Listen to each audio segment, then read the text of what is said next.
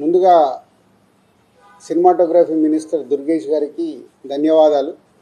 So ఈరోజు వారు ఒక ప్రెస్ నోటు ఇచ్చారు. సో 9 days నుంచి జరుగుతున్న ఒక సిచ్యువేషన్ని వాళ్ళు ఈరోజు కన్క్లూడ్ చేయడం చాలా హ్యాపీగా ఉంది. సో ఇది సినిమా ఇండస్ట్రీ తరపున, తెలుగు సినిమా ఇండస్ట్రీ తరపున ఒక నిర్మాత, ఒక డిస్ట్రిబ్యూటర్, ఒక ప్రొడ్యూసర్గా ఒక దిల్ రాజు వారికి కృతజ్ఞతలు తెలియజేస్తున్నాం. సో సమస్య ఎక్కడో మొదలైంది. సో మినిస్టర్ గారు ఇచ్చిన స్టేట్మెంట్తో అన్నీ సద్దుమణిగిపోయాయి. సో మీడియా మిత్రులకు కూడా నా కోరిక అదే, ఆ కన్క్లూజన్ గురించే కొన్ని క్వశ్చన్స్కి కొన్ని ఆన్సర్స్ కావాలి కాబట్టి ఈరోజు నేను మిమ్మల్ని కలవడం జరుగుతుంది. దయచేసి దీంట్లో మిమ్మల్ని నేను కోరుకునేది ఎలాంటి కాంట్రవర్షియల్ పాయింట్స్ కానీ ఇక్కడ లేని మీరు అడుగుతూ అది డీవియేట్ అవ్వకుండా చూసుకోవాలని నా రిక్వెస్ట్ మీ అందరికీ. పోతే ఇది ఎక్కడ మొదలైందంటే April 19 east Godavari distributors, exhibitors అక్కడ ఒక మీటింగ్ చేసుకున్నారు. అప్పుడు ఆ మీటింగ్లో ఎగ్జిబ్యూటర్స్ కోరుకోవడం జరిగింది, వాళ్ళకున్న ప్రాబ్లం చెప్తూ. సో ఇట్లా థియేటర్లు వర్కౌట్ అవ్వట్లేదు కాబట్టి మాకు పర్సంటేజ్ విధానం ఉంటే బాగుంటుంది అని. సో పోతే అందరికీ ఎన్నిసార్లు ఉన్నా నేను ఒకటే చెప్పేది, ఈరోజు ప్రతి సినిమా సంవత్సరంలో 150 సినిమాలు రిలీజ్ అవుతే 90 సినిమాలు అందరూ పర్సంటేజ్ విధానంలోనే ఆడుతున్నారు. కొన్ని సినిమాలే రెంట్ ఆర్ పర్సంటేజ్ అనే విధానంలో ఆడుతున్నారు. సో ఈ రెంట్ ఆర్ పర్సంటేజ్ విధానంలో ఆడుతున్న దగ్గరే ఎగ్జిబ్యూటర్స్కి కొన్ని ఇబ్బందులు ఉన్నాయి. కాబట్టి వాళ్ళు అలా ఈస్ట్ గోదావరిలో April 19 డిస్ట్రిబ్యూటర్స్, ఎగ్జిబ్యూటర్స్ మీటింగ్లో వాళ్ళు కోరుకోవడం జరిగింది. సో దానికి కొందరు అక్కడ డిస్ట్రిబ్యూటర్స్ యాక్సెప్ట్ చేయలేదు. అది మాకు హైదరాబాద్కి ఇలా నిర్మాతలకి అది కమ్యూనికేట్ అవుతే April 26 గిల్డ్ మీటింగ్ జరిగింది. గిల్డ్ మీటింగ్లో మాకు హిట్ 3 గురించి బాంబేలో రిలీజ్ ఇష్యూ ఒకటి ఉండే. సెకండ్, ఈస్ట్ గోదావరిలో ఇలా పర్సంటేజ్ విధానం కావాలని వాళ్ళు నిర్ణయం తీసుకొని ఇండైరెక్ట్గా June 1 నుంచి వాళ్ళు వాళ్ళది వర్కౌట్ అవ్వకుంటే థియేటర్లు ఇలా ఆపుతాము అని కమ్యూనికేట్ చేయడం జరిగింది. ఇది ఎవ్రీథింగ్ ఆ ఎగ్జిబ్యూటర్స్, డిస్ట్రిబ్యూటర్స్ మధ్యలో ఈస్ట్ గోదావరిలో జరిగిన సంఘటన. అది మా గిల్డ్కి వచ్చినప్పుడు, గిల్డ్లో మేము ఉన్న వర్కింగ్ కమిటీలో ఉన్న ప్రొడ్యూసర్స్ అందరం ఏమనుకున్నామంటే, వాళ్ళకి ఎందుకు వర్కౌట్ అవ్వట్లేదు, వాళ్ళని ఒక 6 months వాళ్ళకు వస్తున్న రెవెన్యూలు ఏంటి, వాళ్ళకు వస్తున్న ఖర్చులు ఏంటి, ఎందుకు వర్కౌట్ అవ్వట్లేదు, వాళ్ళని స్టేట్మెంట్స్ తీసుకొని రమ్మందాము. వచ్చినప్పుడు అది డిస్కషన్లోకి పెట్టి నిజంగా ఎగ్జిబ్యూటర్స్కి, ఎందుకంటే మేము అన్ని టెరిటరీలో ఉన్నాం, ఎగ్జిబ్యూటర్స్ కష్టాలు కూడా మాకు తెలుసు. ఎగ్జిబ్యూటర్స్ కష్టాలు ఏంటంటే మేము డిస్ట్రిబ్యూటర్గా ఉన్నాం కాబట్టి ప్రొడ్యూసర్ నుంచి డిస్ట్రిబ్యూటర్, డిస్ట్రిబ్యూటర్ నుంచి ఎగ్జిబ్యూటర్, ఈ 3 టెరిటరీలు ఒకరికి సంబంధాలు ఉంటాయి. డిస్ట్రిబ్యూటర్లుగా ఉన్నప్పుడు ఎగ్జిబ్యూటర్కి మేము ఇందాక నేను చెప్పినట్టు రెంట్ ఆర్ పర్సంటేజ్ అన్నప్పుడు ఫస్ట్ వీక్ బాగా రెవెన్యూ వస్తే రెంట్ ఇస్తున్నాము, సెకండ్ వీక్ కలెక్షన్ తగ్గిపోగానే పర్సంటేజ్ ఇస్తున్నాం. అది వాళ్ళ కష్టమైనది, ఇది మా అందరికీ తెలుసు. దానికి సొల్యూషన్ మేము చాలా రోజులు అనుకుంటున్నాం, కానీ ఉన్న పరిస్థితుల వల్ల ప్రొడ్యూసర్స్ కూడా హ్యాపీగా లేరు కాబట్టి ఆ సొల్యూషన్ రావట్లా. సో అలా April 26 గిల్డ్లో జరిగిన మీటింగ్ ద్వారా ఆ డిస్కషన్ అలా కంటిన్యూ అవుతే వాళ్ళని రమ్మని చెప్దామని అడగడం జరిగింది. సో ఇక్కడ అప్పుడు హరిహర వీరమల్లు అనే కళ్యాణ్ గారి సినిమా May 11 అనుకుంటాను ఒక రిలీజ్ డేట్ వాళ్ళు అనౌన్స్ చేసి మేలో ఉంది. సో తర్వాత అది షిఫ్ట్ అవ్వడము, టెక్నికల్ వాళ్ళ వర్క్ వల్లనో దేని వల్లనో షిఫ్ట్ అవ్వడం, అది షిఫ్ట్ అయ్యేది ఎప్పటికీ డేట్ ఇంకా లాక్ అవ్వలేదు అనుకుంటాను, ఇన్ April 26 టైంలో. తర్వాత అలా ఈస్ట్ గోదావరి నుంచి స్టార్ట్ అయింది, ఇక్కడ నైజాంకు కూడా వచ్చింది, నైజాం సింగిల్ స్క్రీన్స్లో. సో నైజాంది ఒక క్లారిటీ కోసం మీరు అందరూ మళ్ళీ నోట్ చేసుకోండి, ఫ్యూచర్కు కూడా ఉపయోగపడుతుంది. నైజాంలో సింగిల్ స్క్రీన్స్ 370 థియేటర్లు ఉంటాయి. 370 సింగిల్ స్క్రీన్స్ తెలంగాణ స్టేట్ మొత్తంలో. అందులో ఎస్విసి సినిమాస్ అండ్ అదర్ మాకు రిలేటెడ్గా ఉన్న చారి గారు వాళ్ళని కలిపి మా దగ్గర ఉన్నాయి 30 థియేటర్లు. అవుట్ ఆఫ్ 370 థియేటర్లు 30 థియేటర్లు మా దగ్గర ఉన్నాయి. అలాగే ఏషియన్, సునీల్ అండ్ సురేష్ కంపెనీలో 90 థియేటర్లు ఉన్నాయి. 120 మా దగ్గర 30, వాళ్ళ దగ్గర 90. 250 థియేటర్లు ఓనర్స్ కానీ వాళ్ళకు సంబంధించిన వాళ్ళు కానీ నడుపుతున్నారు. అవుట్ ఆఫ్ 370 ఇది రేషియో. మీ మీడియా వాళ్ళకు నేను మళ్ళీ ఇది క్లారిటీ ఇస్తున్నాను. మళ్ళీ ఆ నలుగురు దాంతో ఆ సబ్జెక్టు తర్వాత వస్తాను. సో ఒక వ్యక్తుల మీద ఇండివిజువల్గా టార్గెట్ చేయడము, వెనకాల ఏముందో అర్థం చేసుకోకుండా మాట్లాడము, మీలాంటి వాళ్ళు కనీసం ఇలాంటి క్వశ్చన్స్ వచ్చినప్పుడు అండర్లైన్ చేసుకోండి. మీరు మాట్లాడేటప్పుడు ఎవరో ఎక్కడి నుంచో ఫోన్ ఇన్ తీసుకుంటారు. నాకు ఎవరో లింక్ పంపితే జీ న్యూస్ ఉన్నారు ఎవరైనా ఇక్కడ, జీ న్యూస్లో చూసా ఇందాక ఎవరో పంపిస్తే. ఆ టాపిక్ సంబంధం లేదు కానీ అది కూడా తీస్తా. అక్కడేదో టాపిక్లో జరుగుతుంటే మళ్ళీ వస్తాను మెయిన్ పాయింట్కి. టాపిక్లో జరుగుతుంటే మొదటి రోజు గేమ్ చేంజర్ సినిమా పైరసీ వచ్చింది. అది నిర్మాతకి నష్టం, నిర్మాత ద్వారా డిస్ట్రిబ్యూటర్కి నష్టం, డిస్ట్రిబ్యూటర్ ద్వారా ఎగ్జిబ్యూటర్కి నష్టం. అక్కడ ఒక ఎక్స్ నిర్మాత అంటున్నాడు, ఆ నిర్మాతనే ఇది పైరసీ చేసి ఉండొచ్చు. ప్యాషనెటిక్ ప్రొడ్యూసర్ అని నా సినిమాని నేను కాపాడుకోవడానికి ఫైట్ చేస్తాను అంటే ఎంత దిగజారిపోతున్నారు వాళ్ళు. మీడియాలోకి రావడానికా, మీడియా వాళ్ళు ఇచ్చే ఇంపార్టెంట్ కోసమా? అది అవసరం లేని టాపిక్. పైరసీ మీద మేము ఫైట్ చేస్తాం కానీ ఎవడన్నా ఇన్ హౌస్ మన ఇంట్లో మనిషి ఉంటాడా? ఏ కుటుంబంలో ఎవరన్నా అనుకుంటారా? అంత నీచంగా బిహేవ్ చేస్తున్నారు కొందరు. అది పక్కన పెడాలి. సో ఈ పర్సంటేజ్ విధానం తెలంగాణకు వచ్చినప్పుడు తెలంగాణ ఎగ్జిబిటర్స్ న్యాచురల్ గోదావరిలో అంటున్నారంట. ఇలా తెలంగాణలో కూడా మేము అన్ని థియేటర్లు మూత పడుతున్నాయి, మాకు ఏదో ఒక సొల్యూషన్ కావాలి అని శిరీష్ గారిని అడగడం జరిగింది. ఎవరు ఆ 270 థియేటర్లు? ఎందుకు 30 ఏళ్ల నుంచి వాళ్ళు మాతో వ్యాపారం చేస్తున్నారు. 98 నుంచి ఆ ఎగ్జిబిటర్స్కి మాకు 28 ఏళ్ళ నుంచి ఒక నడుస్తుంది ఆ రిలేషన్. వాళ్ళు అడిగినప్పుడు ఈస్ట్ గోదావరికి ఇలా జరుగుతుంది. శిరీష్ గారు నా నోటీస్లో తీసుకొచ్చారు. ఇలా ఛాంబర్ ప్రెసిడెంట్గా ఉన్నప్పుడు ఛాంబర్లో జరిగిన లాస్ట్ ఇయర్ నేను ఛాంబర్ ప్రెసిడెంట్, మీ అందరికీ తెలిసిందే. ఛాంబర్లో నువ్వు అన్నావంట ఎగ్జిబిటర్స్కి కూడా ఏదైనా కష్టాలు ఉన్నప్పుడు డెఫినెట్గా గవర్నమెంట్స్తో కూడా మాట్లాడి సాల్వ్ చేస్తామని వాళ్ళు ఈ పాయింట్ అడుగుతున్నారు. ఈస్ట్ గోదావరిలో అడుగుతున్నారు. What will do? ఎగ్జిబిటర్స్కి ఏం కావాలో అడగడంలో తప్పులేదు. వాళ్ళకు ఉన్న ప్రాబ్లమ్స్ ఏంటి వాళ్ళని చేసుకొని కమ్యూనికేట్ చేయమనండి. ఎవరికి? ఛాంబర్కి కమ్యూనికేట్ చేస్తే అప్పుడు ఛాంబర్ నుంచి ప్రొడ్యూసర్స్కి లేదా గవర్నమెంట్కి ఈ టాపిక్ వెళ్తుంది. బికాజ్ ఐఎమ్ ఎఫ్డీసీ చైర్మన్ కాబట్టి ఆ ఉద్దేశంలో వాళ్ళు ఈ రూట్లో రావడం జరిగింది. అది అయిపోయింది. సో నేను నా వెకేషన్ కోసం నేను హాలిడే వెళ్ళాను. వాళ్ళు మే 18 ఒక మీటింగ్ అనుకున్నారు ఎగ్జిబిటర్స్, ఏపీ తెలంగాణ ఎగ్జిబిటర్స్ అందరు. ఆ రోజు ఆ మీటింగ్ అయిపోయే టయానికి నేను లాస్ట్కి ఒక 15 నిమిషాల గురించి వెళ్ళాను. సో మళ్ళీ అది మీ మీడియా మిత్రులకు కూడా చాలా అవసరం ఇది. ఎందుకంటే ఆ టాపిక్ June 1 థియేటర్లు బంద్ అనేది ఫస్ట్ వేసింది మీరు. లోపల జరిగింది ఏంటి, వాళ్ళు అడిగింది ఏంటి, మీకు క్లారిటీ లేదు. ఎవరో ఫోన్ ద్వారా చెప్పింది అది మట్టుకే మీరు మీ స్ట్రోలింగులు కానీ మీ బ్రేకింగ్ న్యూస్లు కానీ మీరేశారు.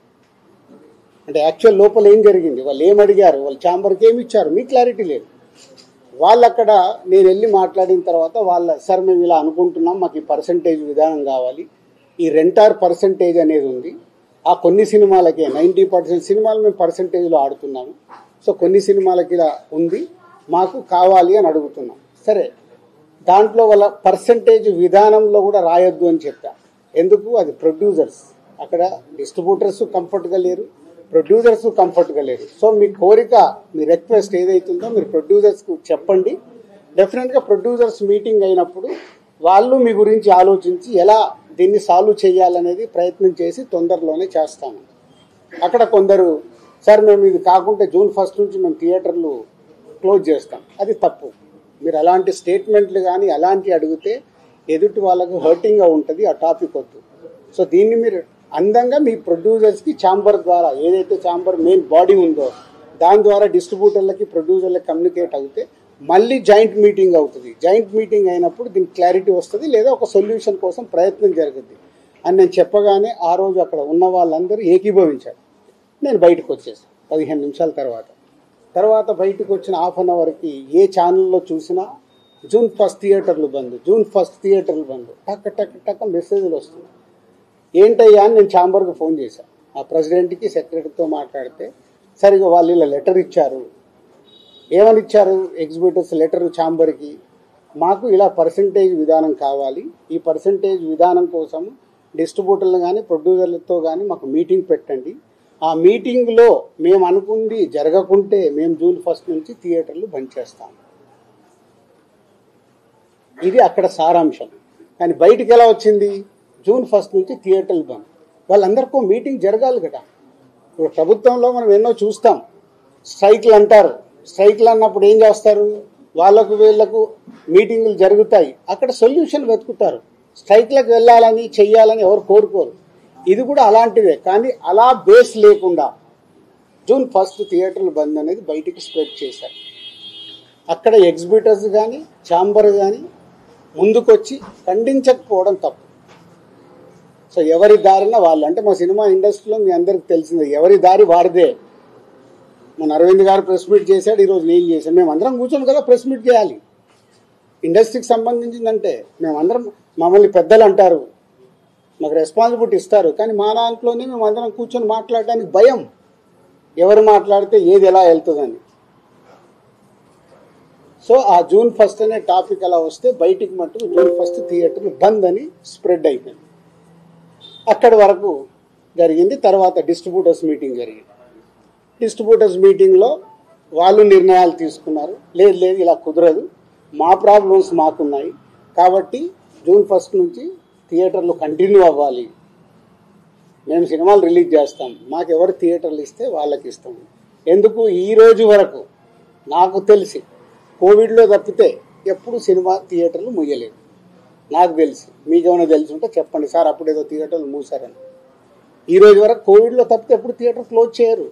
సినిమాలు రిలీజ్ ఉంటే సినిమాలు వేసుకోవాలనుకుంటారు ఎగ్జిబిటర్, మూసుకుంటే వాళ్ళకే నష్టం. ఆ రోజు ఆ మీటింగ్లో ఇంకొకటి కూడా నేను అండర్లైన్ చేసే వాళ్ళకి, 56 రోజులు మేము షూటింగ్లు ఆపాం, మేము ఏమీ సాధించలేకపోయాం. నిర్మాతలుగా ఏదైనా సాధించగలిగితే నిర్మాతలే సాధించాలి.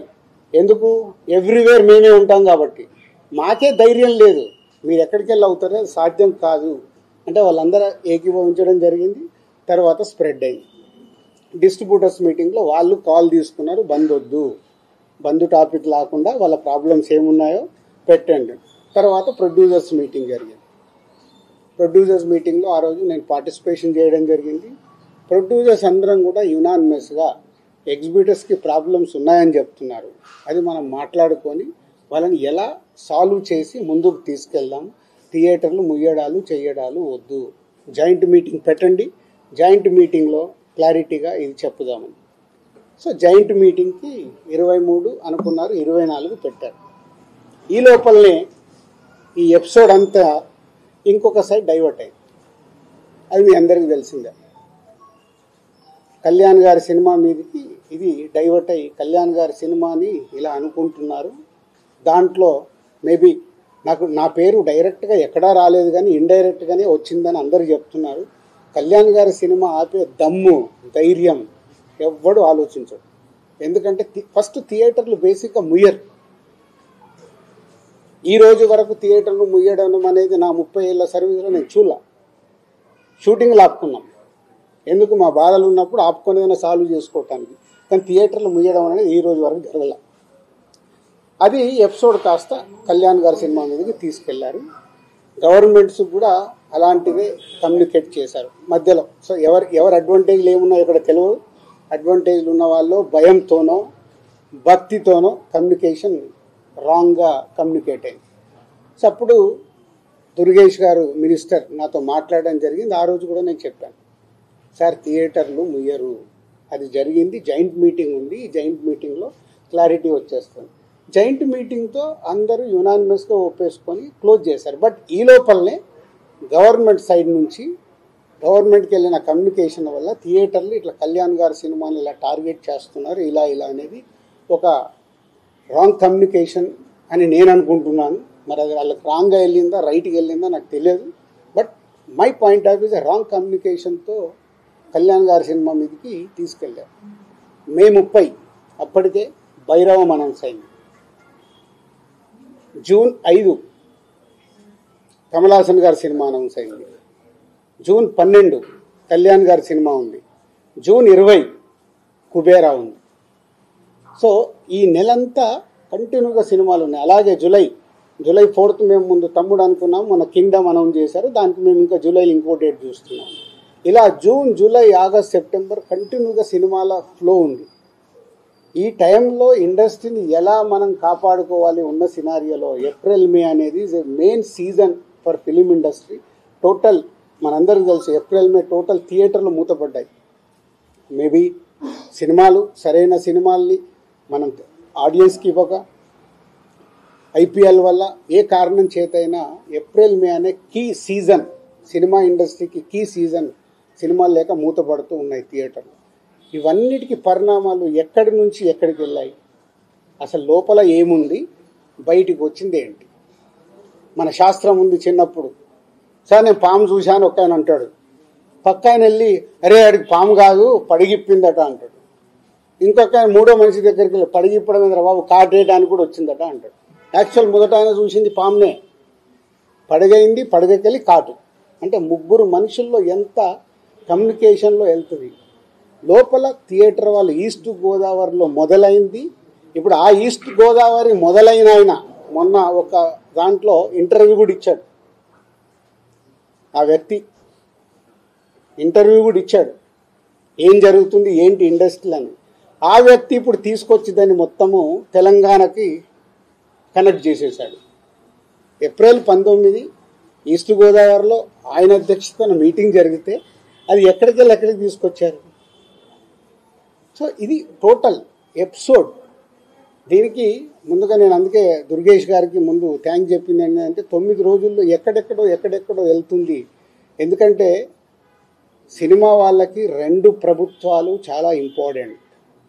ఇక్కడ కూడా నన్ను సీఎం రేవంత్ రెడ్డి గారు ఎఫ్డీసీ చైర్మన్గా పెట్టడానికి రీజనే అది.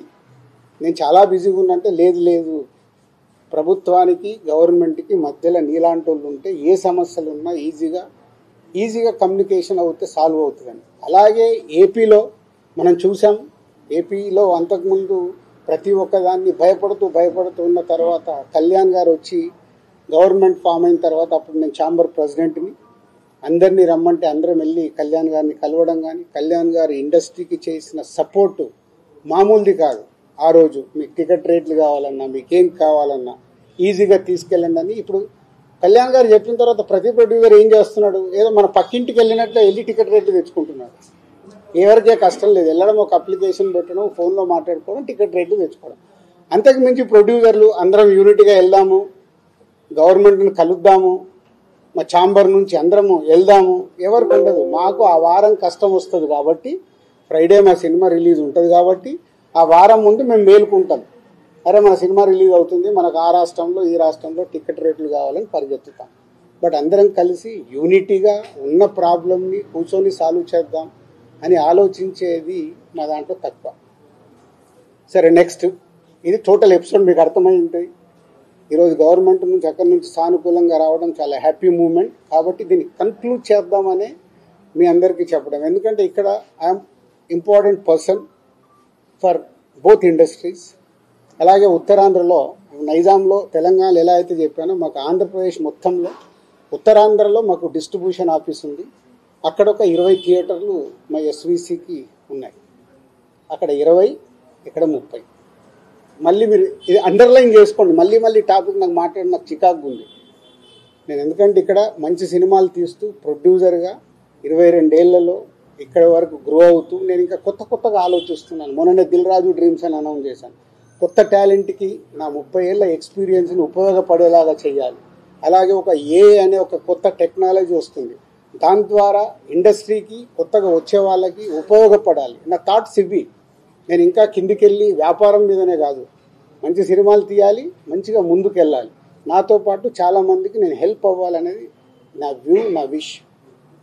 ఇది ఇంపార్టెంట్ ఇవ్వండి. అనవసరమైన వీటికి ఇంపార్టెంట్ ఇచ్చేసి ఫోటో వేస్తే మనకు వ్యూస్ వస్తాయి కదా, ఈయన మీద కామెంట్ చేస్తే మనకి ఏదో వస్తుంది కదా అని వదిలేయండి. దయచేసి మీరు ఎవరన్నా దాంట్లో ఉన్న వాళ్ళు ఉంటే, ఇందాక ఒక ఛానల్ వాళ్ళకు చెప్పాను కదా, అది ఇంపార్టెంట్. ఒక వ్యక్తి గురించి మనం చేస్తున్నామంటే కొంచెం అనాలిసిస్ చేసుకొని చేయాలి. సో నిన్న మా అరవింద్ గారు మాట్లాడడం జరిగింది. అరవింద్ గారికి ఉన్నది ఆయన ఒక క్లారిటీ ఇచ్చాడు. ఆయన మొత్తంలో అలా 15 థియేటర్లు ఉన్నాయి అని చెప్పడం అది నిజం. చాలామంది ఏమనుకుంటారంటే ఆయన కూడా ఏదో దున్నేస్తున్నాడు, ఆయన ఏదో చేసేస్తున్నాడు. ఆయన క్యూబ్ అనే కంపెనీలో, వాళ్ళు ఎప్పుడో పెట్టిన కంపెనీలో ఆయన పార్ట్ ఆఫ్ ద క్యూబ్. ఇట్లా ఇదే వ్యాపారంలో ఉన్నప్పుడు ఇప్పుడు నేను దిల్ రాజు డ్రీమ్స్ అని కొత్తగా స్టార్ట్ చేస్తున్నాను, కొత్త వాళ్ళ కోసం. అనే ఒక కంపెనీ కొత్తగా వస్తుందని స్టార్ట్ చేస్తున్నాను. అవి కొత్తగా వస్తున్నాయి కాబట్టి నేను కొత్తగా ఆలోచించి వెళ్తే 10 ఏళ్ల తర్వాత దిల్ రాజు గారు ఎందుకు పెట్టుకున్నాడు అంటే నేను ఏం చేయగలను? 10 ఏళ్ల తర్వాత క్వశ్చన్ వస్తాయి. ఒక కొత్తది వస్తున్నప్పుడు మేము ముందుకు వెళ్తాం. ప్రభుత్వాలని కలుపుకుంటూ ఇండస్ట్రీకి ఏం కావాలి, ప్రభుత్వాలు చేస్తేనే ఇండస్ట్రీకి ఏ సమస్య వచ్చినా ప్రభుత్వాలే చేయాలి. వాళ్ళు పెద్దన్న లెక్క, వాళ్ళు ఏదైనా మీకు ఈ ప్రాబ్లం ఉందా మేము సాల్వ్ చేస్తామంటేనే ముందుకు వెళ్ళగలుగుతాం. సో ఇప్పుడు 2 ప్రభుత్వాలు ఇండస్ట్రీకి ఎప్పుడు పాజిటివ్గానే ఉంటాయి. దుర్గేష్ గారు చెప్పారు, ఇక్కడ ఎఫ్డీసీ చైర్మన్గా నేను చెప్తున్నాను, ఇండస్ట్రీకి ఏది కావాలన్నా యూనిటీ, అక్కడే యూనిటీ ఉండదు. ఛాంబర్లోనే కొట్టుకుంటాం. ఒక పర్సంటేజ్ కావాలంటారు, ఒకరు రెంట్ కావాలంటారు, ఇంకొకరు ఇంకేదో అడుగుతారు, ఇంకొకరు వద్దంటారు. మాకు అక్కడ యూనిటీ ఉన్నప్పుడే ప్రభుత్వాల దగ్గరికి వెళ్ళి చేసుకోగలుగుతాం. ప్రభుత్వాలు ఎప్పుడు ఇండస్ట్రీకి అండగా ఉంటాయి. అది మనం అర్థం చేసుకొని ప్రభుత్వాల దగ్గరికి అర్జించి మనకు కావాల్సింది చేసుకోవడమే పద్ధతి. సో ఇప్పటికన్నా ఈ ఎపిసోడ్కి తెరదించి నెక్స్ట్ ప్రాబ్లమ్స్ ఉన్నాయన్నారు. 30th ఛాంబర్లో ఈసీ మీటింగ్ ఉంది. మొన్న అందరము ఎగ్జిబిటర్స్, డిస్ట్రిబ్యూటర్స్, ప్రొడ్యూసర్స్ మీటింగ్లో అనుకోవడం జరిగింది. ఆ ఈసీ మీటింగ్లో నిర్ణయాలు తీసుకొని కమిటీ వేసుకొని, ఆ కమిటీ ద్వారా ఇప్పుడు ప్రభుత్వాలకి కూడా సంబంధం ఉండదు. ఎందుకంటే అది ఓన్లీ ఫైనాన్షియల్ లావాదేవీలే ఉంటాయి. ఎగ్జిబిటర్కి, ప్రొడ్యూసర్స్కి ప్రభుత్వంతో కనెక్షన్ ఉంటుంది. ప్రొడ్యూసర్ అంటే సినిమా తీయాలి, వాళ్ళకి పర్మిషన్లు కానీ, టికెట్ రేట్లు కానీ, ఎక్కడైనా ఏదైనా ఈవెంట్ చేయాలంటే ప్రొడ్యూసర్కి కావాలి. ఎగ్జిబిటర్కి ఏమో ప్రతి సెంటర్లో వాళ్ళకి మొత్తం గవర్నమెంట్తో లింక్ అయి ఉంటాయి. ఈ 2 ఇంపార్టెంట్ టు కనెక్ట్ గవర్నమెంట్. వాళ్ళ ప్రాబ్లమ్స్ గవర్నమెంట్కి చెప్పి, తెలంగాణ గవర్నమెంట్ కానీ అటు ఆంధ్ర గవర్నమెంట్కి కానీ మేము చెప్పి వాళ్ళ సమస్యలు సాల్వ్ చేయించి ముందుకెళ్తాం. సో ఇది మీరందరూ కూడా అర్థం చేసుకొని దీన్ని ఎలాంటి నెగిటివ్ పబ్లిసిటీ లేకుండా చేసి ఈ రోజుతో దీన్ని కన్క్లూడ్ చేస్తారని ఆశిస్తూ మీ అందరికీ ధన్యవాదాలు.